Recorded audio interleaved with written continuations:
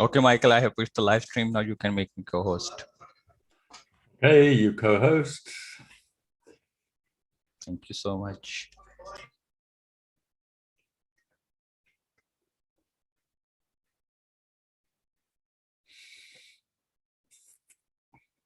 Hello, Linda. You're still connecting to your order. Tara, you there? You've got the mic. Hello, Tara. Good morning. Hey, welcome to the class. Thank you. Okay, you said good morning. That's great. So where are you from, Linda? Or was it Tara that said that? Tara, yeah. Hey. I'm from India. Okay, so you're also morning, are you? No, you can't be. 9:30 a.m. 9:30. Okay, so you're 3 hours before us. Okay. Okay, we noon here in Australia now, midday. Yeah, Okay. it may be around 11:30 something in Australia, no? Right, yep.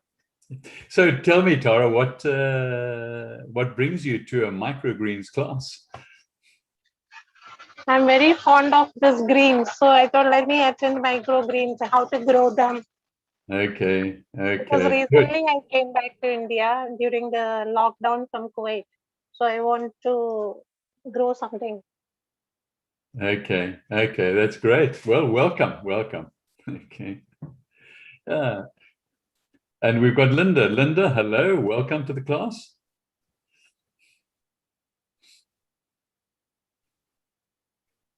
Linda, you there? Okay.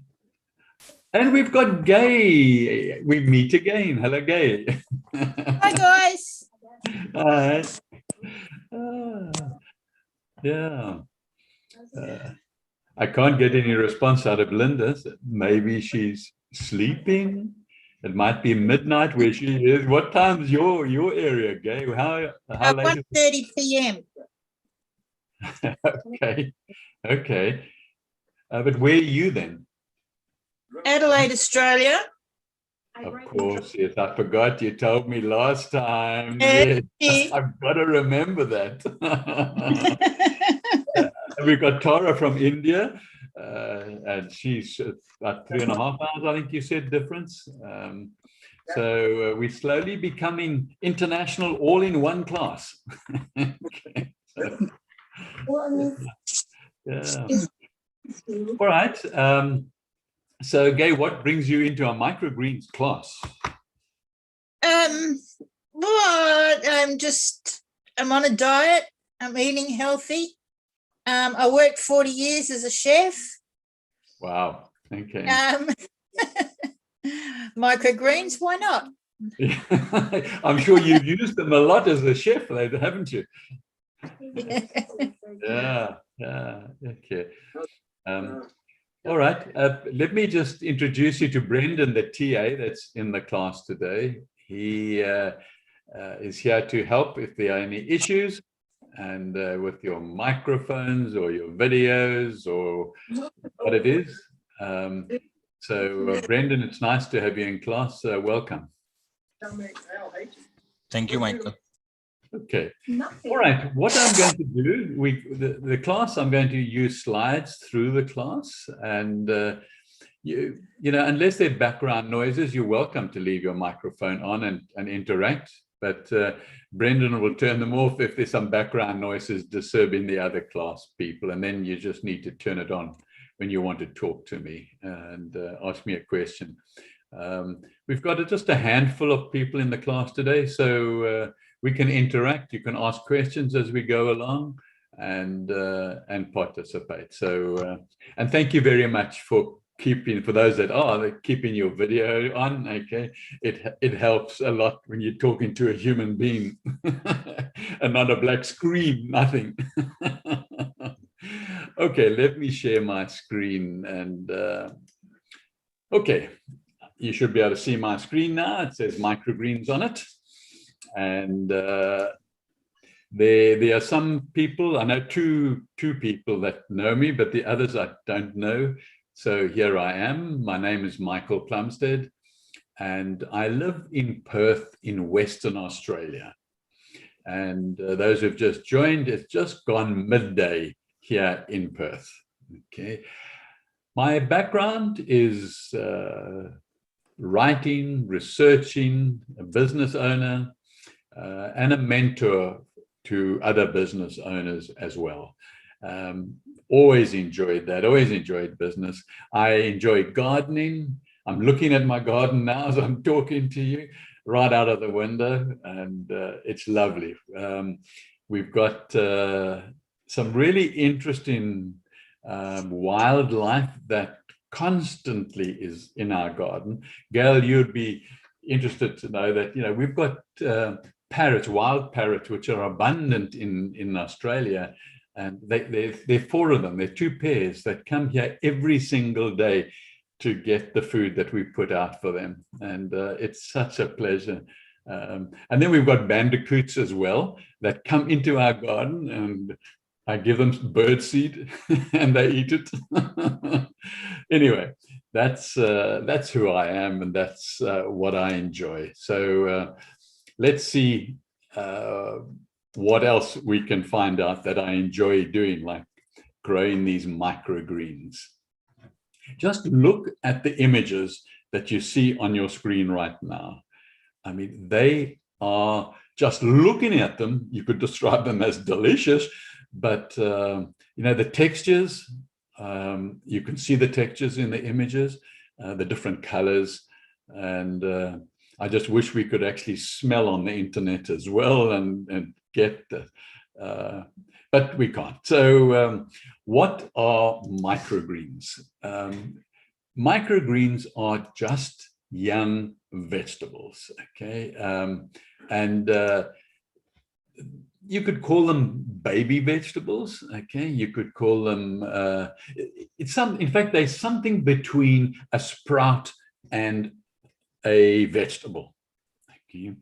And they're not really baby vegetables, because I see the supermarkets now in Australia are selling baby vegetable leaves, okay? They're not really microgreens, but they're baby vegetable leaves. So I only found that out yesterday. So I need to make sure we understand the difference, okay? The microgreens are harvested very soon after they have produced leaves and are perhaps about 5 centimeters tall, but that depends on which seed, and we'll talk about that during this class as well.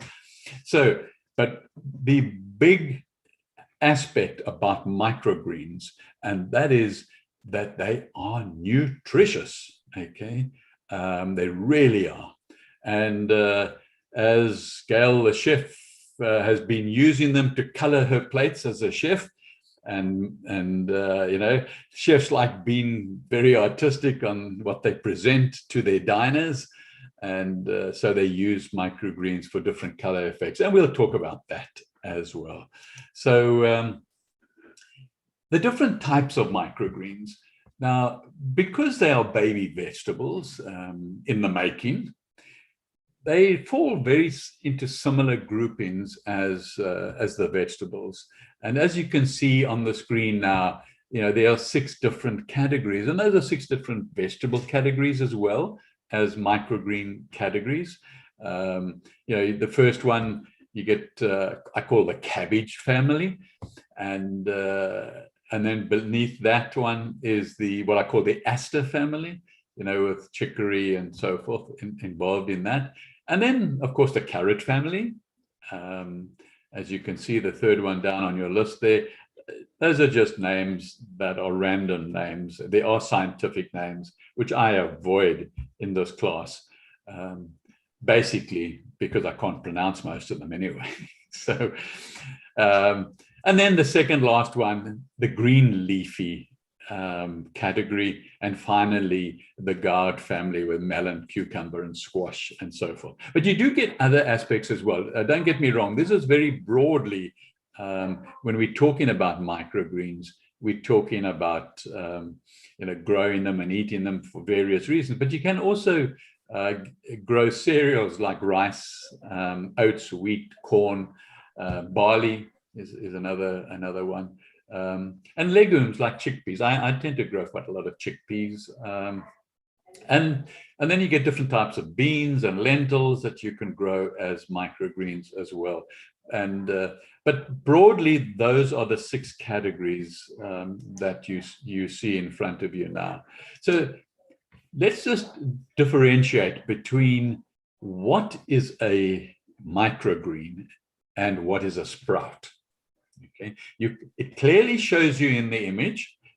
You can see there.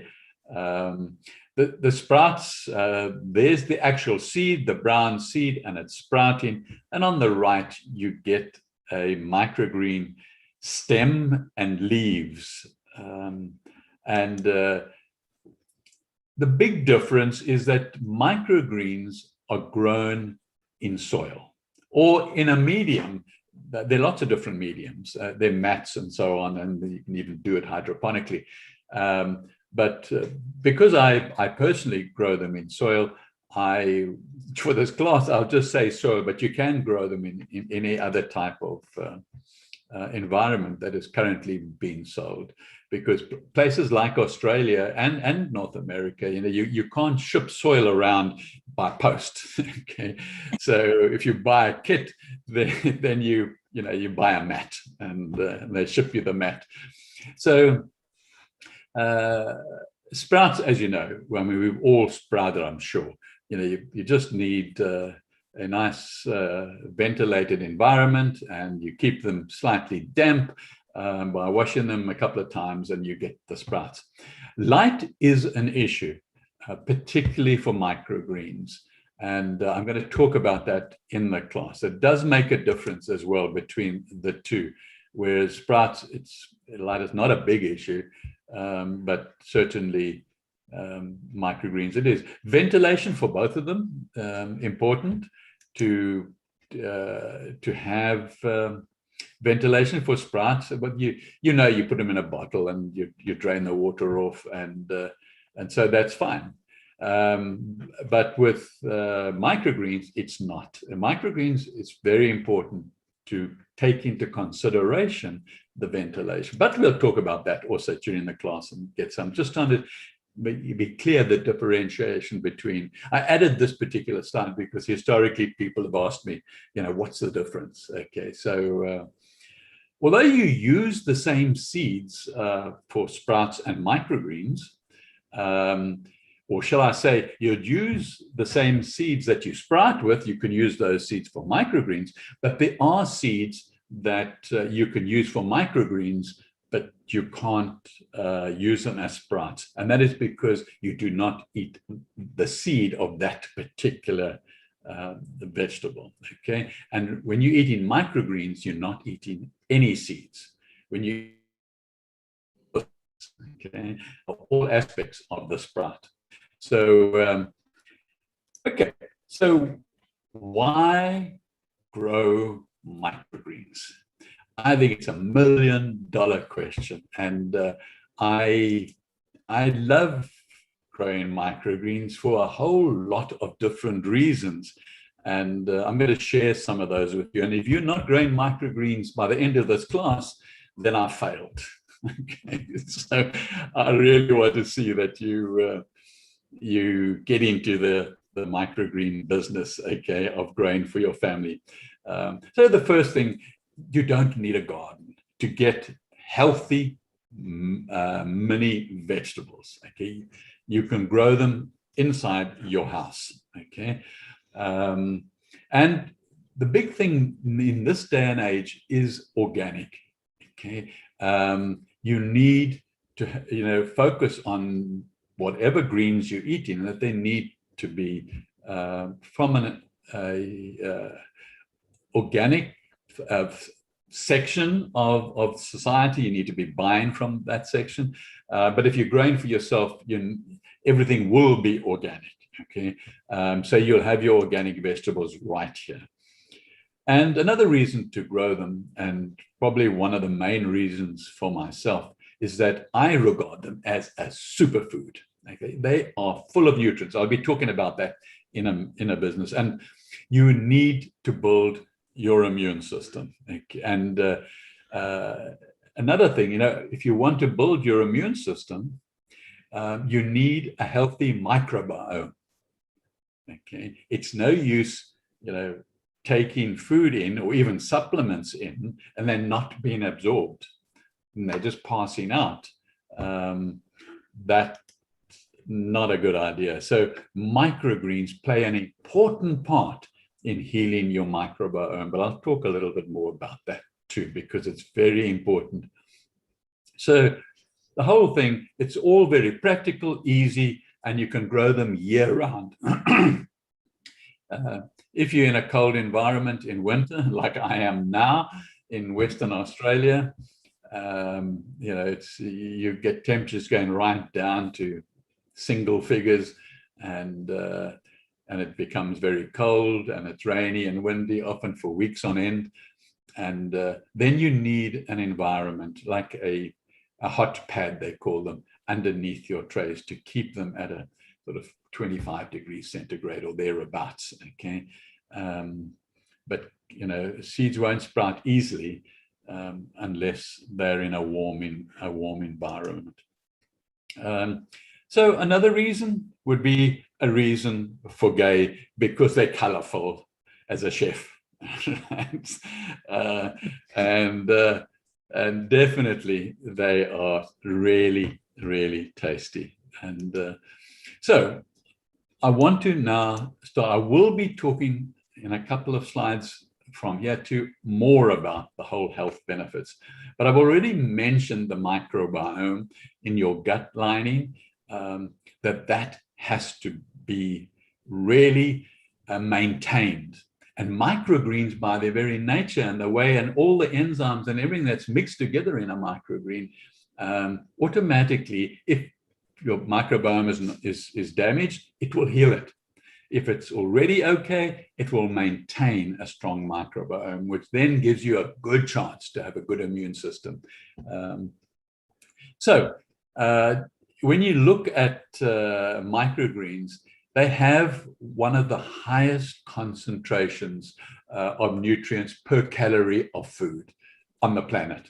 Okay, they are rich sources of vitamins, minerals, trace elements, enzymes, antioxidants, chlorophyll, and protein.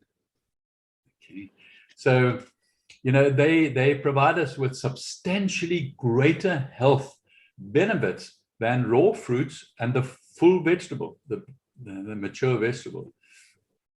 Now, to give you an idea, 1 ounce of broccoli, okay, has the equivalent nutrients of 1.5 pounds of mature broccoli.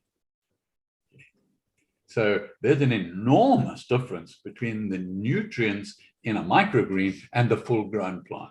Okay, and so it's so much easier to eat 1 ounce of broccoli than to go and eat 1.5 pounds of full-grown broccoli.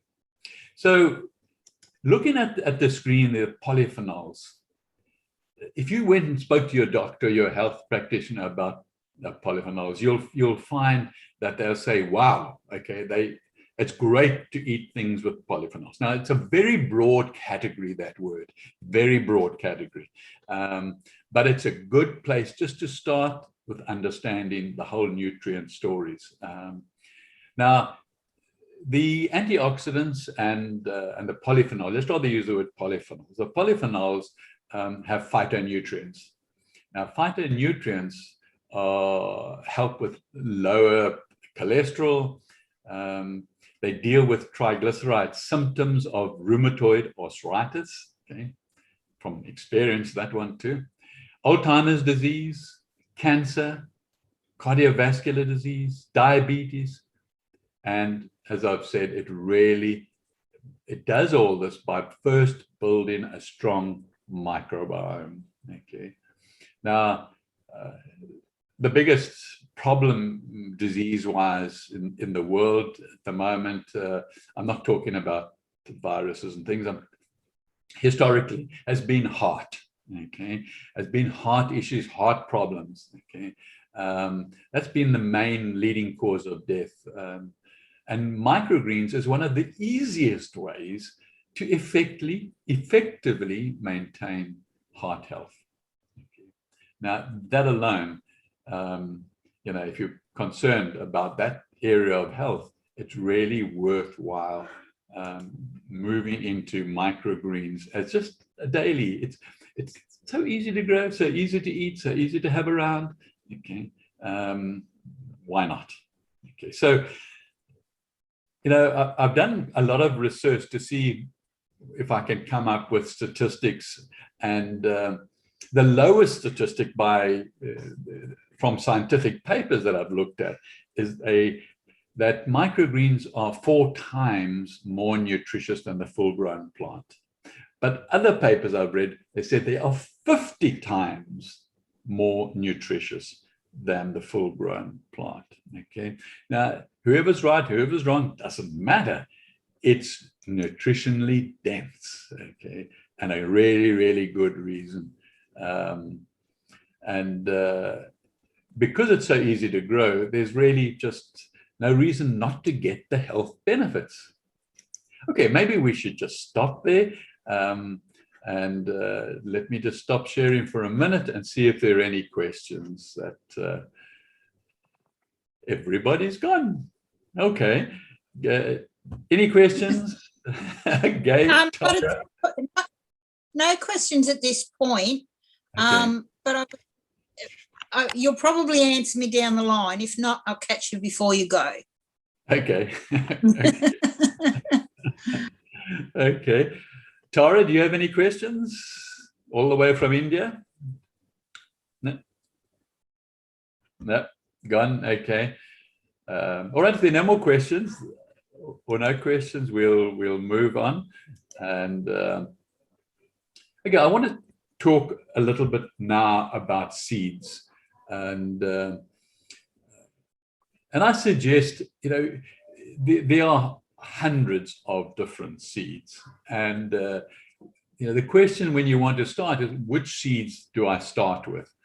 And I'm going to talk about some seeds, but I want you to, before you even start to think about buying seeds, you just must be aware that commercially available seeds have been treated with fungicides or pesticides, and which in the bigger plants, when they grow into full-grown vegetables, they become broken down and harmless. But when they're in the microgreen stage, they're not broken down and they're concentrated. So you must get untreated seeds wherever you're buying seeds from. Okay, get untreated seeds or get organic seeds. Certainly here in Australia, you'll just look at the packet. Okay, and the packet will say untreated, then you know. If it says nothing, then don't buy it. Okay, it might also say organic, that's fine too. So seeds, you can buy microgreen seeds online in anywhere in the world. I know North American, I know here in Australia, you know, I would imagine you can in India as well. And you can also look, when you go online, research the people that are selling you the seeds. You know, buy from an established place that really does a lot of it, and this is their business, and they put out blogs teaching you about things. Look for people like that. You know, you want to be careful that you're not sold something that is treated, and they're not telling you that.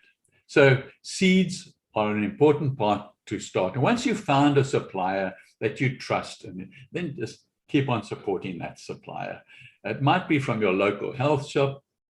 You know, here in Perth, we've got shops that would market these things, but you also get plenty online, and they come across from Eastern Australia as well, very quickly. And so let's have a look at some of the seeds that I'm suggesting and the reason that I am suggesting them. But please decide for yourself of them. You know, you might have a preference for various research you've done, then move forward in that. Okay. Okay, no, that's fine. Linda says she's having difficulty with the microphone. I see that on the chat. Thank you. All right, so let's start on the top left. Coriander, okay, or cilantro, some people call it. It's a different aspect, actually, of the plant, but coriander. It's a very, very good source of fiber. It also highlights manganese, iron, and magnesium. Now, you might know from your own research whether those are important in your life. And I'll talk more about them in a moment. But the leaves themselves in coriander are rich in vitamin C and vitamin K. Okay. Also, coriander is a good source of protein. Not all the microgreens are. Basil's another one in protein that's good, but not all of them are strong in protein. But certainly if you're a vegan or a vegetarian and you're heading in that direction, then, certainly coriander would be one that you'd look at. It's got a particular taste, but we'll talk about tastes in a moment. Okay, but the coriander also has a substance called lutein, and that's a powerful flavonoid, which is part of the polyphenol family I showed you earlier, and it's really big in helping with cancer prevention and chemo recovery. So if you had the chemo, then bring this into your diet, and it'll help with your recovery. All right, so we move to the right of the coriander, broccoli. I think we've all grown up with broccoli being a very nutritious vegetable, and the microgreen with broccoli has a larger quantity of magnesium, manganese, copper, and zinc. Okay, and now these are essential minerals that most people are deficient in, and they're called essential minerals because they are essential. And so when you get to my age and older, you just become deficient in it, and one of the reasons might be your microbiome not absorbing, and so you can now eat the microgreens and repair that, okay? But you can also get these essential minerals into your diet. Right, then we move to the right again, and we come to basil. Now, basil, as I mentioned when I spoke about coriander. Oops, okay. Sorry. Oh, no, that's fine, that's fine. Basil are a good source of protein and a good source of vitamin E, okay, and niacin, and again, a good source of fiber as well. But it also, in addition to those, vitamin A, C, K, B6, folate, calcium, iron, manganese, phosphorus, potassium, zinc, copper, manganese, and the list goes on, okay. So it's a really powerful microgreen, okay? And, when I suggest, which I'm going to now, that you have a diversity of microgreens as opposed to maybe just one or two, this should be there in the pack, okay? Along with another one, which I'm going to mention. But basil, it's amazing. I also allow some of my microgreens just to grow into bigger plants, and then I transplant them into a pot, and then I grow basil as a potted herb, okay? And I do actually do a class on potted herbs as well, but I allow that too. So I've got the two. I've got the microgreens, and when I don't have microgreens ready to harvest, I've got a bush there, and in the pot, it will last at least 2 years, and so you can use it in all your cooking and other ways of eating. Okay, so let's move to the right again. I'm not going to go through all of them, but let's look at chai. Chai, I think historically, and certainly I think maybe you can confirm this, Tara, that in India, it's something that's been eaten for centuries.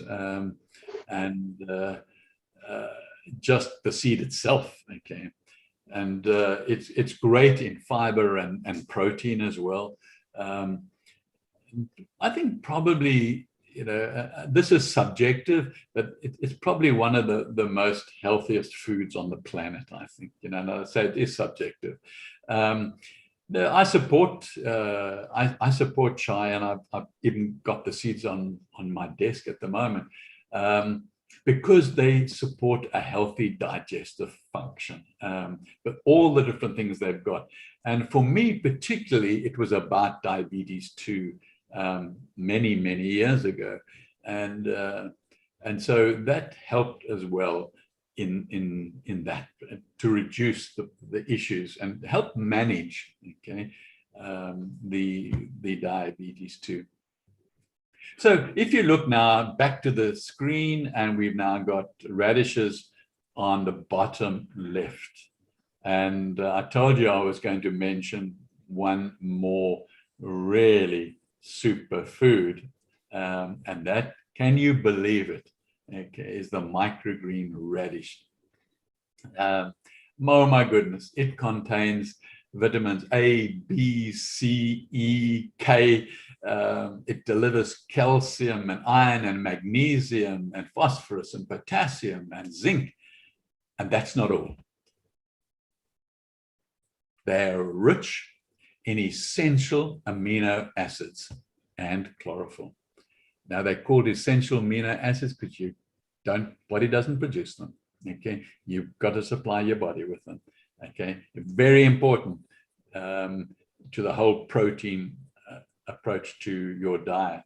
Okay, so radishes, of all little plants, okay, when they're microgreens, they are rich in amino acids.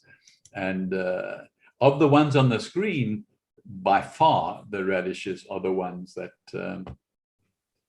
that have this particular aspect of amino acids. Absolutely marvelous. Anyway, there are many seeds, and you start with the seeds that you want. Do your own research by all means. If you're starting with what's on the screen here, or maybe 3 or 4 of them that are on the screen, even one if you're starting out and you want to experiment, okay? And I'll talk about how to plant them in a minute, and how to harvest them and so forth. But remember that they all sprout. Different seeds take longer or shorter time than the others. So just be aware, and maybe find out from your supplier of seeds. They usually, the good ones, are a great source of knowledge, okay? And they're quite happy, I've found anyway, here in Australia, to interact with you and chat to you, okay? All right, let's just stop there with seeds, because I want to go on now and just look at the different textures of microgreens as well. Any questions at the moment? We'll just... Okay, yeah, that's fine. Let's move on. All right, so why choose which seeds as far as the texture is concerned? Okay, now there are basically 3 things I want to bring up here as a possibility that you would consider into the future. Maybe not at the beginning when you're going to just start out and see if you can grow them and see what the first ones come. But once you get into it, I like the microgreens that have a crunch. Okay, and pea shoots are really good for the crunch. Talking about pea shoots too, a pea microgreen tastes just like that fresh baby pea in a pod on a full-grown plant. You know how delicious and slightly sweet it is? That's how the microgreen, that's exactly what the microgreen tastes like. And then you get others that have crunch as well, like sunflower and cassava bean shoots as well. Yeah, the other reason that you would look is if you do things like you used to do as a chef a long time ago, putting out the plates of food, you would look for the different colors. If you knew you were going to do a lot of entertaining, and you would then grow different colors microgreens. And so, you know, whether you're talking about the purple basil or the red amaranth or the red cabbage or the kale or the rainbow chard or the oriental mustards, they all bring their own color. So that's something that you might also decide to move forward with and bring color into your daily diet, okay, and plates or entertainment. Also, every microgreen has its own taste, and some of them are just mediocre, ordinary. Some are sweet, like the pea I've mentioned, and so you need to experiment because each of us are different. Some of us like you know, our strong, punchy tastes, and you know, then you would look at and test out and try the cilantro and the basil and the chives and the fennel and the sorrel. And they are strong tasting microgreens.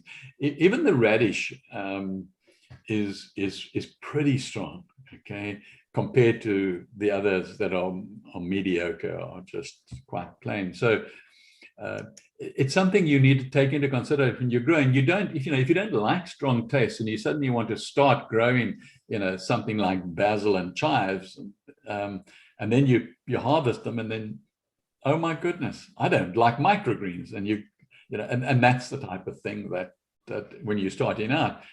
So it's best to start out with something that's really not strong tasting, something that's perhaps more known for maybe sweetness or more known for the crunch or the color, as opposed to well known for strong taste. So it's something just to be aware of. I think particularly at the beginning when you're buying seeds, you don't want to buy something that might offend you with the taste and put you off. So, all right. So yeah, I'm moving now on to something that's hard to grow, but I've gone almost on purpose back to front, and I want to show you first of all that a seed, a microgreen, can give you more than one harvest. It can give you 2, 3, 4 harvests, depending on how you look after and depending on the seed as well, and which microgreen it is. And so I want to show you, first of all, how to get those extra harvests, okay? You need a sharp pair of scissors and you need a sharp knife, and you see the image on the right of your screen. You cut above the bottom leaves of the microgreen. You leave at least 1, if not 2 leaves on the plant in the soil, and then you cut it and you eat what's above that. So when you finish cutting, you will see still some green left above the soil, and those are the leaves you've left behind on the plant. Okay, you do not, as I said earlier, you do not eat the roots and the seed of a microgreen. Okay, and if you're not going to want another harvest, that's fine. Then you just tip them into a container or a sort of compost heap. That's because you need to regenerate the soil as well. So you could do that, or what I do, I turn them all into all the soil, not into a compost heap, but into a sort of it's a wash basket type thing, plastic one, and then I add extra nutritional soil and organic nutrients to it and mix it up, and I leave it for a while to and then I use it again. So I reuse the soil. So as we've spoken about where to grow microgreens now, we've said indoors, and it needs to be in a well-lit area, and they need to be warm, particularly when you are sprouting them. So be aware of that. You need to, if you can't in winter find a warm spot, then buy a hot mat that just sits underneath the tray. That your tray just sits on top of it, or your pot just sits on top of it, and it maintains the temperature from the bottom. I've also experimented with a little plastic, like a hothouse, miniature on a tray, and put that up, and it doesn't substitute for the hot pad. Okay, so for the hot mat. So be aware of that. Once you've got the hot mat, then you can use those artificial, but the artificial hothouse type environment doesn't maintain, unless of course you've got a heater in it. That's different. But I haven't seen any of those, but there's plenty of warm mats that you can buy from anywhere, whether it's Amazon or eBay or from the local seed supplier that you're buying from. You will be able to find them very easily. And you can grow microgreens, as you can see on your screen, they're on any type of container, okay? Be it a styrofoam base, or the things that your grocery sends your vegetables in, and whatever comes from your greengrocers, from Woolworths or Coles or whatever, then just use those containers. Obviously, give them a really, really good clean, and put some holes in the bottom in case you overwater. But otherwise, I say again in the bottom of this slide is get certified or untreated seed, certified organic or untreated seed. Don't go getting any old seed. Okay. So the hot pads, you can also get grow lights. So if you don't have a lot of light, or you want to grow them, somewhere in a dark place, like in a room that doesn't get any sun, then you can certainly use grow lights. And grow lights will substitute for the sun and the light and be just as effective. Commercial growers use them in buildings, and a lot of places now in America, right in the center of the city, there are now like 6 or 7-story buildings just growing microgreens and other vegetables, and they just use lights and control the temperature. Anyway, let's get back to home, and I soak my seeds just for a day, okay, whether it's 8 hours or 24 hours. And if I can't grow them, I can't plant them the next day, I'll let them stay there for 48 hours. It doesn't matter, okay? Certain seeds like chai seeds, will get a little messy, but others, mostly other seeds don't. So you give them a soak, and then fill a container with holes in the bottom with soil. I use organic seed soil, and you pat it down to take away all the mountains and valleys that are in the tray, and so that the seeds don't sort of all land on top of each other. Not hard, it's just to smooth it out, okay? And then step 2, as you can see on the screen, take your seeds and to sprinkle them freely. I mean, you can use, if the seeds are very fine, you can use a salt cellar, and that would be fine. I enjoyed it, putting them into my hand and putting my fingers together and doing it that way. But whichever way works for you, you can sprinkle them. And sprinkle them quite thickly, okay? You're not going to have them on top of each other. You're not going to have them like another layer. They're all going to be lying next to each other. Rather go for the more thick than the less thick spraying of it. Then having done that, then you wet just the top of the soil so that the soil underneath the seed is damp, next to the seed is damp. You've maybe patted it down a little bit so it's level, and you now water it, but not with a watering can, because you're going to make valleys and mountains, and then they're going to slip on top of each other and so on. So wet it, and then once you've wet it, you want to make sure that you don't overwater it at this stage.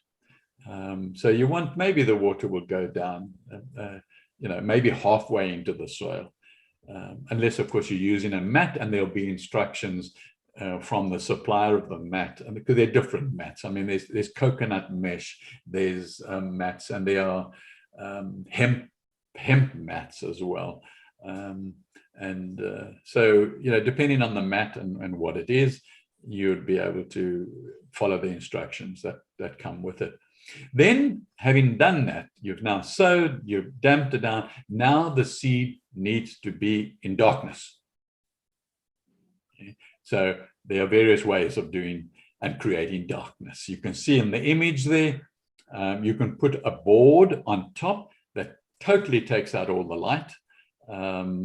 Still allows a bit of air and so on, but totally takes out all the light.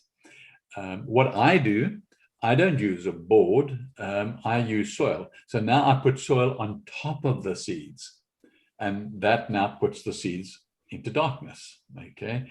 And now it doesn't matter where you put it. I mean, you can go and put it into a cupboard, you get more darkness maybe, and you put it on a shelf out of the way, but it does need darkness. So whichever way you do it, then that's fine. And then, after 3 days, again, I say 3 days, if your environment, your eco environment in your house is, let's say, dry, then you might have to go and just dampen the top again if it's going to dry out, okay?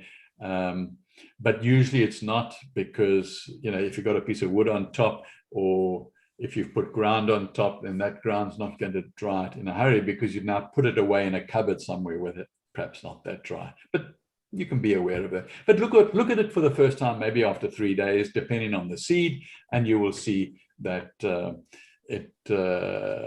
no sprouts whatsoever. You might have to wait for 6 days because of the seed, and also because of the warmth. The warmer it is, not overheating, but the warmer it is, the quicker they're going to sprout. Okay, and it's like seeds in summer. You can't go in the garden and grow your vegetables. Put your seeds down there; they're not going to sprout, and if they do, it's going to be a very small little plant. So when most of the seeds have sprouted, you can see them absolutely above the soil, or you just see them coming through the soil if you put soil on. Then take them out. Once they're well clear now, they may be a good few millimeters above the, let's call it a centimeter above the soil, and you can now take it and put it on a windowsill where there's lots of light and lot of ventilation. Then watering it, I use a spray can all the time, just so that I don't overwater. So you spray it maybe 3 times a day if your environment is dry. But if your environment is damp, like mine is right now, and in the winter here with the rain coming through, it doesn't dry out quickly. So you just feel the top of the soil, just push your finger slightly into the soil and feel if it's dry. If it's dry, spray it. Okay, easy as that. And so then comes the harvesting, and we've spoken already. I've shown you how to harvest, and you really need to harvest them correctly. Okay, so here's some images just of people harvesting randomly, and you'll see the green still staying above the soil. Okay, that means they're going to harvest. You can see the little round containers and other type containers. So be aware that if you want another harvest, you must leave some storing there. Some storing, I'm reading the word on the screen, storing. You must leave some leaves there. Okay. Right, now if you want to store, and forbid that you want to store, I don't believe in storing. I believe leaving them on the plants and cutting them when you need them. Okay. But if you go and buy them from the shop, or if your next door neighbor gives you some, then harvest them correctly, nice and cleanly so you don't squash the stem. And then take 2 pieces of damp paper, put your microgreens between those 2 pieces of damp paper, and then put them into a Ziploc or some sort of sealed container, a packet. Keep the air in, and then just put it in the fridge. And because of that damp paper, you will find that you can, open it again in 8 days' time or more, and it is as fresh as when you put it in. But do not rinse your microgreens before storing them. Do not rinse them. You rinse your microgreens before eating them, and that you must do. You must rinse them before eating them, but only just before. In other words, maybe a couple of hours, or even at the time of eating them. Okay, that's what we do here. We basically will just rinse them and then eat them, but it depends on your circumstances. So if you want to keep the crunch, moisture is important when you're storing them. Okay, so here we now coming to the last section of this class, and I will take questions. Maybe let's take some questions now before we look at how to eat them. There might be something about the growing or any aspect like that, but I'm going to show you now how to use them. And Gay certainly won't need that. She's used them, I'm sure. No. I do, however, have a question. I've used microgreens lots and lots, just on growing them. First of all, where do we obtain the seed by the quantity that we're going to require? Yeah. Like, Mr. Yates puts 40 seeds in a packet. Yeah. If you go online, okay, and there are plenty of people that will sell you seeds. I tend to buy them like 200 grams worth of seeds. Okay. Yeah. That's about the smallest you'll get online. Then you can get like half a kilogram and even a kilogram. So look online and you won't be short. I'm sure even around. Okay, beautiful. Sorry? Try again in a few seconds. What was that? Oh, it was my Google Home. I don't know what it's on about. I have no idea. Artificial intelligence giving you some advice. Yeah, I'm told off by my technology. Yeah, I think around Adelaide, I'm sure you will find, look for some closer to home is always better. Okay. Yeah. And but there's plenty of places online, especially in Eastern Australia. Yeah. Okay, beautiful. Michael, thank you very much for this. I'll catch up with you another day, but I've really got to run. Okay, no, that's fine. I'm just going to show people how to eat them. Okay, but nice seeing you in class again, Gail. Really great. Okay. Thank you very much. Bye-bye. Bye. Okay. All right. Gail is at to leave us, but just looking at how we can eat microgreens. You can put them on a pizza. And again, depending if you're making your own pizzas, maybe with cauliflower as opposed to wheat flour, you can really enhance the flavor of the pizza based on your microgreens. And that might be really a nice experiment. But also look to the left here. Here you see you can drink your microgreens, all right? Whether you make a smoothie or just juice them, wheatgrass and broccoli make a lovely a drink.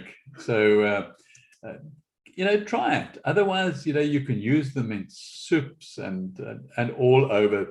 On the left here, it's a savory pancake. You can see the salmon, and you just put well, if you're vegetarian or something, then it won't be salmon. Whatever you use on a savory pancake as a vegetarian, you can now enhance the flavor in a direction that pleases you by putting the correct microgreen in between the pancakes and so on. On the right here, we've got a roasted acorn squash microgreen quinoa salad. And that's really great for a vegan or vegetarian.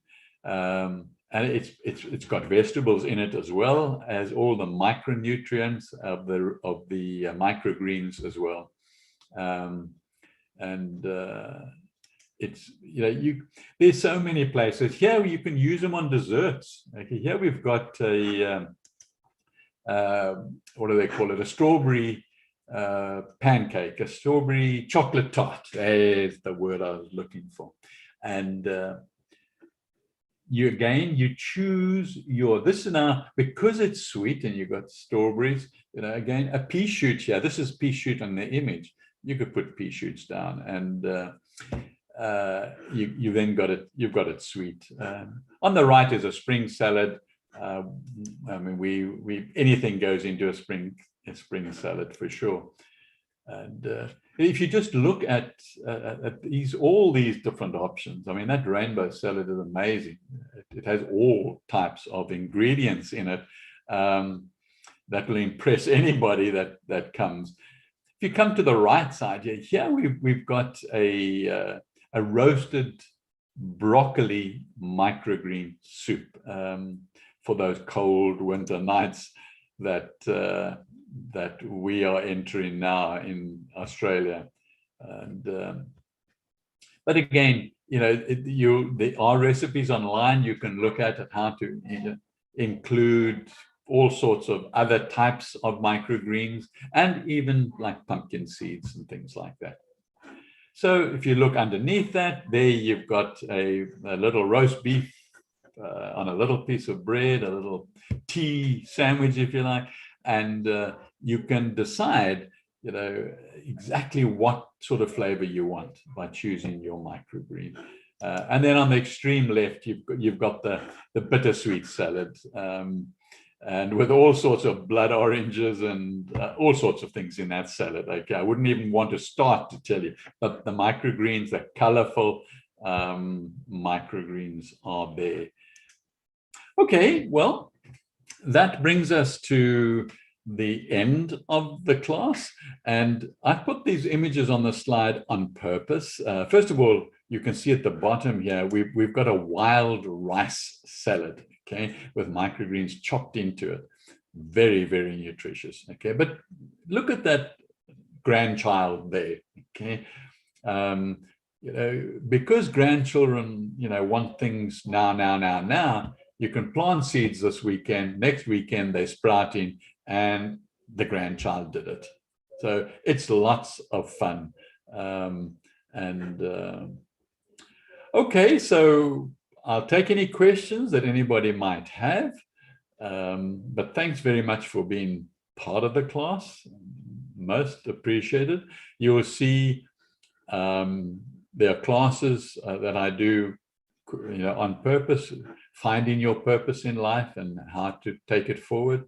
And then I do also, you know, other classes as well. On the left is Liz, and she does the blogging and all the information on the Get Set Up. So if you want to communicate with her, feel free. Okay, and if you want to socialize on Facebook, then about what you've done and what you're saying, maybe an experience you've had on Get Set Up or a class, then again, use those social media tags. Okay, I'll be sending you an email immediately after this class now, and just some takeaway notes. And you'll also are requested, please, to give feedback of every class you attend with Get Set Up.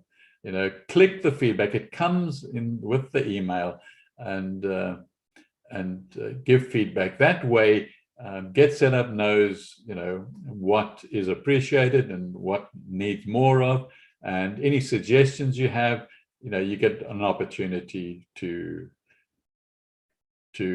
offer the suggestions there. So please respond to the email that you're going to be getting now. And you know, everything in Get Set Up, all the classes, as you know, are free. So give a gift to one of your friends. Let them know. Send them a link to a class. Okay, maybe the next one you're going to take, and it will look like this, where you just click. So that's where we end the class. Thank you very much for all being here. And Brendan, thank you very much for being here. Most appreciated. So goodbye to all of you. Thank you. Have a good day or evening, wherever you happen to be in the world. Okay. All right.